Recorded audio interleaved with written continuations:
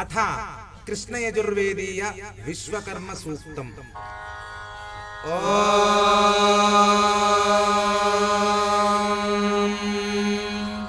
श्रीगुरुभ्यो नमः। हरिः ॐ।